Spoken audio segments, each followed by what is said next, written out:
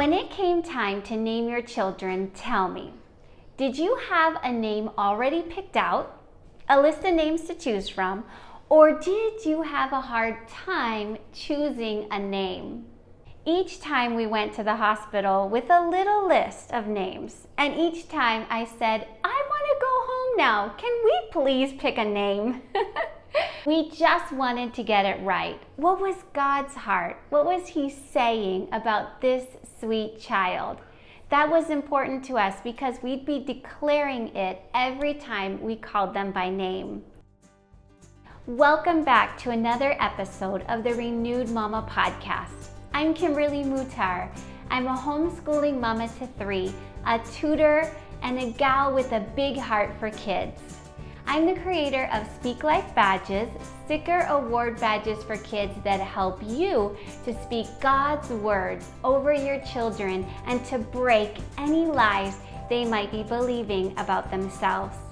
And I send postcards to children all over Canada and the United States disguised as Austin the Hedgehog for Austin's Kids Club. I'm so glad that you are joining me because I'm not the only one who's doing all the things. You are too, and we need to take time to slow down, breathe, and renew. Let's do it together during this Renewed Mama podcast. It's you and me taking some time to pause and check in with our thoughts, the words we are saying, our parenting approach, and our communication, because we're here to do the best we can at this mama thing that we love so much. There's power in a name. People love to be called by their name. They feel respected, valued, remembered, and important. I was reading in my Bible the other day. It was John 1:42, where Jesus changed Simon's name. When John the Baptist spoke of Jesus, there were 2 who heard him speak. It was Andrew and Simon. To Simon, Jesus said, "You are Simon, the son of John. You will be called Cephas," which is translated Peter. Cephas or Peter means rock. Then in Matthew 16, Jesus asked his disciples, "Who do people say that the Son of Man is?" They replied, "Some say John the Baptist, and others Elijah, but still others Jeremiah, or one of the prophets." And he said to them, "But who do you say that I am?" Simon Peter answered and said, "You are the Christ, the Son of the living God." Jesus said to him, "Blessed are you, Simon Bar-Jonah, because flesh and blood did not reveal this to you, but my Father who is in heaven.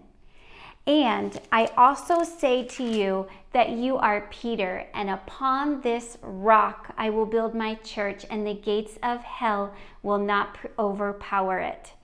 And I will give you the keys of the kingdom of heaven, and whatever you shall bind on earth shall be bound in heaven, and whatever you shall loose on earth shall be loosed in heaven."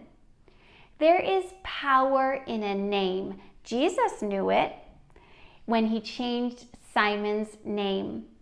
Kimberly means from a royal fortress meadow. What does your name mean? Proverbs 22:1 says, "A good name is to be chosen rather than great riches." You gave your children names at birth.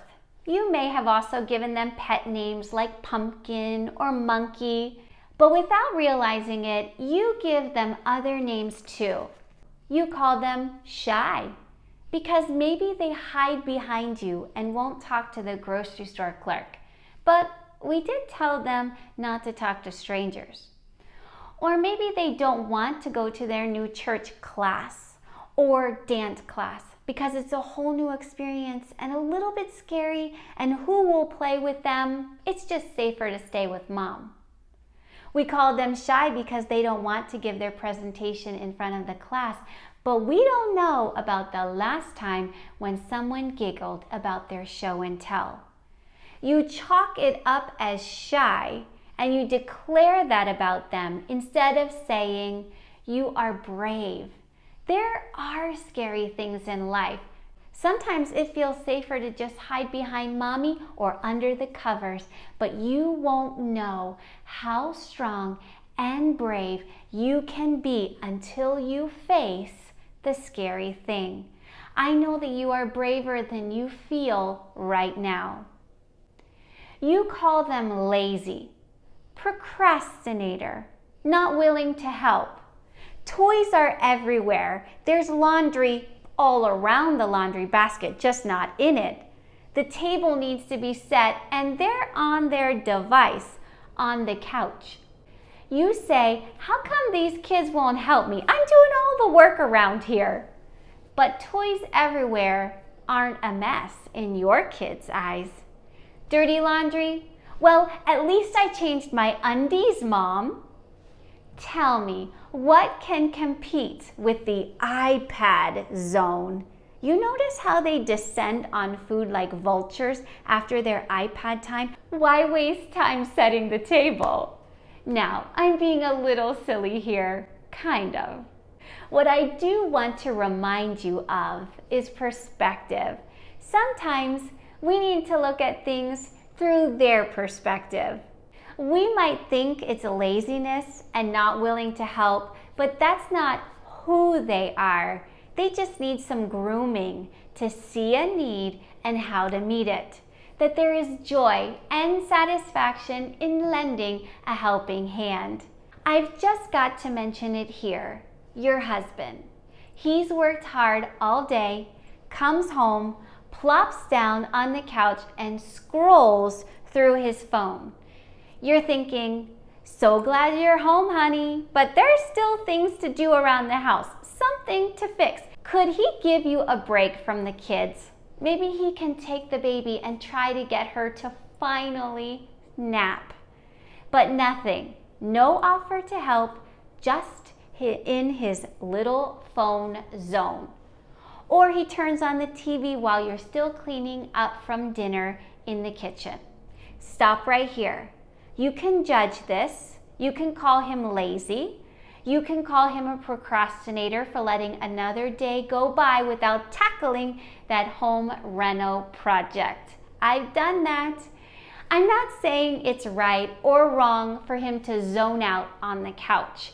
What I am saying is you have a choice to make. You can judge the behavior or you can have maturity to stop and think about what could be going on in his mind. How was his work day?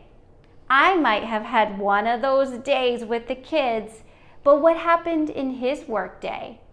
The home reno project, does it just feel daunting to him? Where to start? Maybe he's thinking, by the time I get out the tools, I'll only get an hour to work anyway. Maybe he's pursuing a side business. Is there the battle of indecision? Will it work?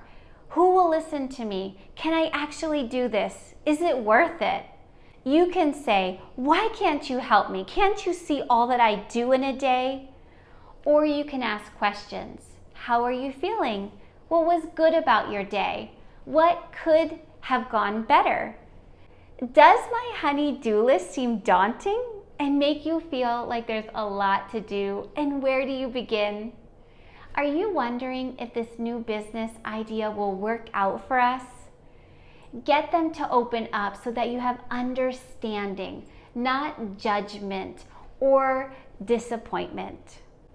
Instead of calling them lazy or procrastinator, let's declare over them faithful, committed, a helper, willing to push through the hard stuff, persistent, hardworking. If there is one gift that you could give your children today, it would be your words, chosen carefully and spoken well. The words you speak today are like seeds planted in their hearts and minds. These word seeds will sprout and bear fruit in their life as they grow and become adults. Use Speak Life badges, sticker award badges, along with suggested scripts or words you can say in the situations you encounter with your children. These scripts are designed to help you to speak to your child's individual personality, to break lies they may be believing, and to help them to grow up with a truth-filled mindset. Get them today at speaklifebadges.com. You call them rowdy, high energy. I don't have a house full of boys, but if you do, yours might just be wild and fun and adventurous. You don't need to have a house full of boys to have that one child who has no fear, gets the thrill out of all things dangerous. And the sweetest thing to do is kiss them while they are finally still and fast asleep. God made each of your children special and unique in their own way. Your child with a tireless energy, willing to take on any challenge, just might be a future CEO who isn't willing to give up and can lead his team with tireless vision. So instead of thinking of their rowdy, high energy as a negative, call them up to using their energy to do amazing things. Groom them to discern when it is time to slow down and be teachable and honoring of what is going on around them or the place that they're in. You call them frustrating, annoying. Mama, I've learned that when I'm frustrated or annoyed, I've got to look at what's going on in here, in my heart, and in my mind. And you might too. There's probably something else that's frustrating you, and your child's behavior is the last straw that sets you off. Even if you say, nope, that's just my child misbehaving again, then there is some grooming you missed along the way, some inconsistency with your expectations or the rules of your house. God didn't create your children to be frustrating or annoying. That's not who they are. So don't declare that over them. What are you stressed about? Are there situations in your work, in your business, in your marriage that feel out of control? Are there financial pressures? Are there lies you are believing that keep replaying in your mind like a broken record and you feel like you just can't get it right? Things aren't the way you planned. There is more on your plate than what you can actually handle. And then you feel guilty about not spending time with your kids. Or you feel pulled in so many directions, and when the kids need you, it's just one more thing that you've got to do.